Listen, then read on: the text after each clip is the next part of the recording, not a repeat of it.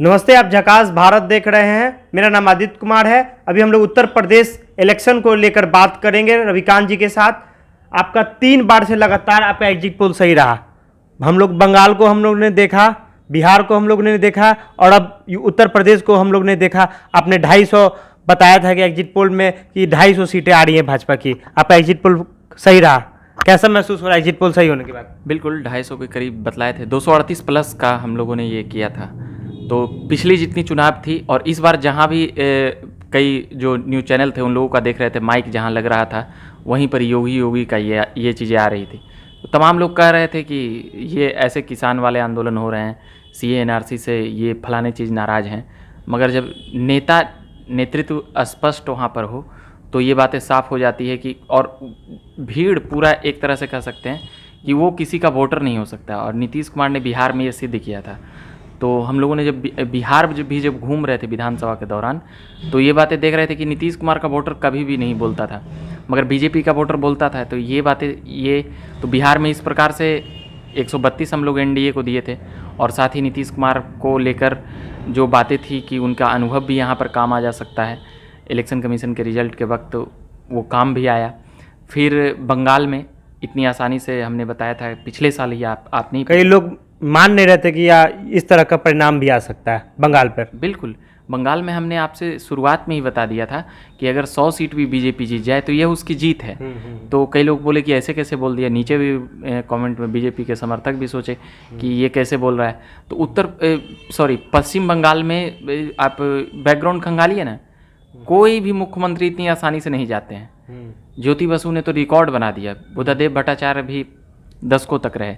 तो भाई ममता बनर्जी का तो एक इमेज है ईमानदार का, बहुत चीज त्याग करके राजनीति कर रही हैं, सिंपल छवि की है, सिंपल छवि की हैं। फिर हाँ, एक आरोप लगता है घुसपैठिए का और ये सब का कि ममता बनर्जी ने ये कराया वो कराया, बीजेपी की तरफ से ये लगता है। तो उनका मुस्लिम वोट बैंक तो उस हिसाब से पक्का हो गया कि भाई ये समर्थन कर रही है मुसलमानों को। तो वहाँ पर मुस्लिमों की आबादी तो है, 20% से ज़्यादा वोटर हैं, कई जगहों पर 1/3 से भी ज़्यादा वोटर हैं। तो कई विधानसभा को देखिए, और प्लस बंगाली का एक कह सकते हैं कि बंगाली मानस पर भी ममता दीदी छाई हुई हैं। और बीजेपी का वहाँ पर कभी 3 सीटें जीती हुई सीट 300 सीटें 200 सीटें ले आएगी, ऐसा भी संभव नहीं है। तो इन तमाम चीज़ों को देखते हुए हमने कहा था कि अगर 100 सीटें भी बीजेपी अगर वहाँ जीत जाती है तो ये उसकी जीत है, सत्ता तो दूर की बात है। उत्तर प्रदेश को समझना राष्ट्रीय राजनीति में बहुत कठिन होता है और आपने 250 सीट बता दिया, क्योंकि योगी जी के चेहरे पे पहली बार ये चुनाव लड़ा गया उनके फेस पर। इससे पहले वो वहाँ पर नरेंद्र मोदी के चेहरे पे चुनाव लड़ा गया था। तो कैसे आप अनुमान लगा कि 250 सीटें जीत सकती है भाजपा? देखिए, वहाँ पर ये बातें हैं कि योगी आदित्यनाथ एक हिंदुत्व का चेहरा है और कई ब्राह्मणों की तरफ से ये बातें आ रही थी कि ब्राह्मण नाराज चल रहे हैं। मगर जब उन लोगों के जो नेताओं से जो बातें हुई, उन लोगों की नेता लोग जो कह रहे थे कि नहीं, ऐसी बातें नहीं है कि योगी जी अपराधियों के ऊपर ही कार्रवाई करते हैं, ब्राह्मणों से उनका कोई दुश्मन नहीं है। फिर योगी आदित्यनाथ का एक बात आया था कि हम क्षत्रिय हैं और हमारी एक जाति है।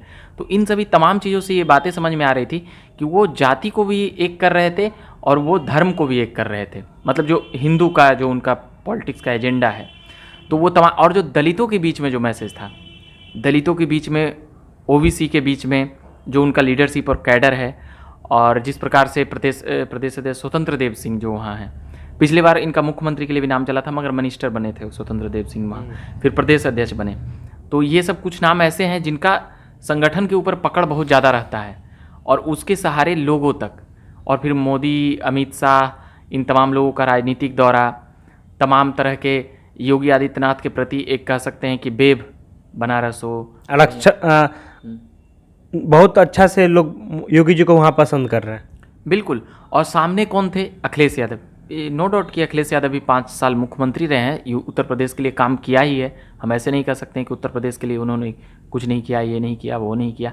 और जो सबसे बड़ी बात यहाँ पर है कि मायावती जो फ्लॉप कर रही थी, और मायावती का जो बीजेपी को कह सकते हैं कि टारगेट न करना, जैसे दलित वर्ग, ये पूरे चुनाव में वो तो दिखाई दी ही नहीं। अगर परिणाम देखा जाए तो मुश्किल से 1-2 सीट दिखाई दे रहा है कि वो उनका आया है। बिल्कुल, खाता ही खोल लें तो उनके लिए वहाँ पर बड़ी बात है। और ममता बनर्जी के लिए कह सकते हैं कि जो कभी 10 साल पहले यहाँ का मुख्यमंत्री थी, आज उनकी पार्टी एक भी सीट नहीं जीत रही है, यह भी एक बड़ा संशय है। तो एक बातें और आती है कि मायावती का वोट किधर जा रहा है, क्या मायावती के वोटर अखिलेश यादव से बदला लेना चाहते हैं, ये महत्वपूर्ण बातें थी। और वहाँ पर यही बातें समझ में आ रही थी कि ठीक है मायावती का 10% से अधिक वोट प्रतिशत है, मगर मायावती का वोट क्या बीजेपी को गया है। और पिछला 5-6 चुनाव जनता क्या देख रही है, नेतृत्व देख रही है। 2014 के बाद से पॉलिटिकल सेटअप चेंज हो चुका था उत्तर प्रदेश का।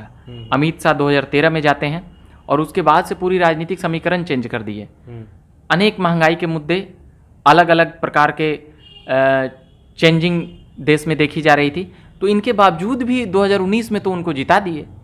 राम मंदिर नहीं भी उसके पक्ष में फैसला आया, तो आदित्य जी देखेंगे कि 2019 के लोकसभा में सपा बसपा दोनों एक हो गई, फिर भी परिणाम क्या हुआ, बीजेपी ही 65 सीटें जीती।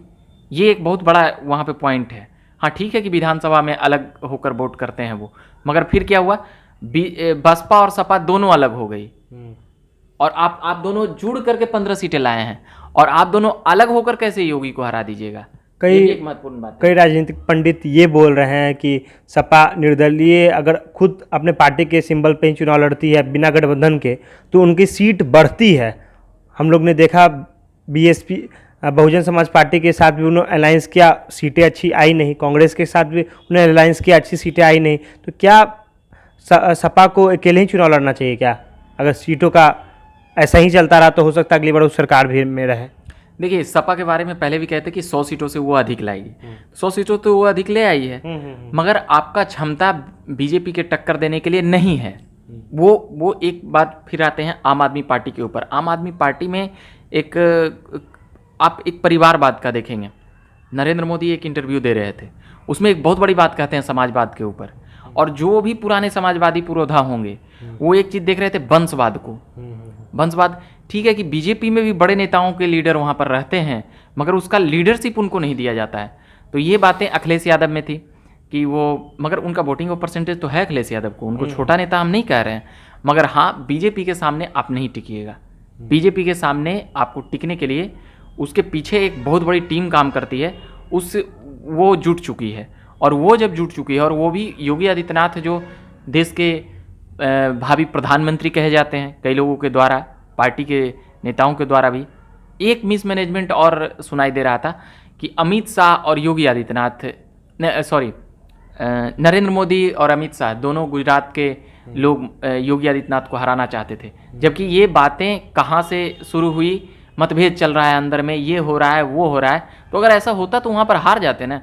तो कई लोग खुद भी राजनीतिक पंडित से भी राजनीतिक पंडित ऊपर चले जाते हैं, योगी आदित्यनाथ मुख्यमंत्री नहीं बन रहे हैं। कई बड़े समझदार लोगों को हम ये कहते हुए सुने हैं कि किसी भी प्रकार से मोदी वहाँ पर मैंडेट नहीं आने देंगे। वो किस हिसाब से कहते हैं ये हमें समझ में नहीं आता है, क्योंकि उनको अंदरूनी खबर नहीं होती है, इसीलिए वो इस प्रकार की बातें करते हैं। या तो उनका सूत्र वहाँ तक नहीं है, या तो फिर ठीक है बीजेपी में कई नेताओं को देखा गया है कि उनकी नाराज़गी है, मगर जब पार्टी हित की बात आती है, दल हित की बात होती है, तो सभी मतभेदों को भुलाकर ये लोग एक हो जाते हैं। ये देखा गया है, और उसके काम करने वाले विभिन्न जगहों पर होते हैं, मगर वो फिर जब एकता दिखाने की बात आती है तो बीजेपी के तमाम संगठन एक तरफ हो जाते हैं। और हिंदुत्व के नाम पर तो मोदी, अमित शाह ये सभी इतना एग्री हैं कि यूपी में जब वो भाषण दे रहे तो यूपी उपयोगी करके भी ये बातें चलाई थी। तो ये बातें साफ हो गई कि मोदी के मन में क्या है। मोदी के मन में योगी आदित्यनाथ को लाने की इच्छा थी, और दिल्ली का गढ़ भी तभी न बचा रहेगा जब आपका उत्तर प्रदेश, बिहार में क्यों नीतीश कुमार को दिए हुए हैं यहाँ, उन्हें कोई बहुत बड़ा ये थोड़ी है यहाँ से। क्या 2024 का जो लोकसभा होना है, ये आज के चुनाव के बाद उसका फाटक खुल जाता है क्या? देखिए अभी कहना जल्दबाजी होगा, मगर विपक्ष के पास, आपके पास ऑप्शन है, 2-3 ऑप्शन है। इसमें कोई डॉट नहीं है कि ममता बनर्जी, नीतीश कुमार, अरविंद केजरीवाल ऑप्शन के रूप में आपके सामने हैं, मगर क्या इनके पीछे इतना बड़ा संगठन है? ममता बनर्जी बंगाल में लिपट जाएंगी, यूपी जाएंगे तो उनका जमानत जब्त हो जाएगा। लड़े ना जदयू यूपी में, जमानत जब्त हो गया। हाँ आपकी हैसियत बिहार में है, आप बढ़ाने का प्रयास कर रहे हैं। हाँ इधर उधर पूर्वोत्तर के क्षेत्रों में 2-4 सीटें जीत जाए वो एक अलग विषय है, मगर आम आदमी पार्टी भी पंजाब में जीती है। तो अब 2024 के लिए इन तीनों पर फोकस करना जरूरी है। 2024 को समझेंगे तो इन तीनों के ऊपर जब फोकस हो जाती है तो इन तीनों के ऊपर बातें आ जाएगी। तो तीनों नेता के पास संगठन नहीं है पार्टी चलाने की। वो किसके पास है? कांग्रेस के पास है। 20% वोट उसके पास है। आपके पास 2-4% लोकसभा में वोट हैं देश भर में। तो आप कैसे ये दावा करिएगा कि आप नरेंद्र मोदी को हरा दीजिएगा जबकि उनके पास 38% वोट है। तो 38% को 20% से लड़िएगा तो गड़बड़ा जाएगा। तो 38-20 यानी कि वो क्लीन स्वीप कर जाते हैं 300 सीटें। तो 2024 में कुछ ऐसा चीज़ें आए, हो सकता है 2023 में सीए और एनआरसी आ जाए, फिर हिंदुत्व के एक एजेंडा के तहत वोट को एक तरफ हो जाएगा। और कोरोना में उत्तर प्रदेश चुनाव में जो सबसे बड़ी बात रही वह कोरोना की बातें रही कि अनाज जो पहुंचाने की जो बातें हुई गांव गरीब तक, नरेंद्र मोदी जिस प्रकार से बातें करते रहे, इतनी बड़ी आबादी को टीकाकरण करना इतना आसान नहीं था। तो और ठीक है कि वो उसको फ्री में दे दिए, फिर बाद में तेल का दाम बढ़ा दिए और ये चीज़ महंगाई बढ़ा दिए, तो मैं वो बातें समझता हूँ। मगर वहाँ से आप अंदाज़ा नहीं लगा सकते हैं कि जनता इतनी आसानी से नरेंद्र मोदी और योगी आदित्यनाथ को नकार देगी, इतनी आसानी से वो करने में सक्षम नहीं है। तो मेन बातें रही कोरोना महामारी में जो योगी आदित्यनाथ के सामने जो काम करने की गति और शैली जो नज़र आई वो महत्वपूर्ण रही कि उसके प्रति भी लोगों में सकारात्मकता गया। इतना बड़ा भयावह में योगी आदित्यनाथ और जिस प्रकार से उनका पहनावा ओढ़ावा है वह एक त्याग का प्रतीक की तरफ नजर आया जनता के बीच में, और मैसेज एकदम सही गया। तो इससे भी योगी आदित्यनाथ का नेतृत्व को कोई खतरा नहीं था। और जैसा हम लोगों का एग्जिट पोल ये सब था तो वो तमाम चीज़ें हम लोगों ने बताया वैसा ही हुआ। तो चलिए, हम लोग झकास भारत देख रहे थे। अगर आप हमारे फेसबुक पेज पर इस वीडियो को देख रहे हैं तो हमारे पेज को लाइक करें, यूट्यूब पे देख रहे हैं हमारे चैनल को सब्सक्राइब करें। धन्यवाद।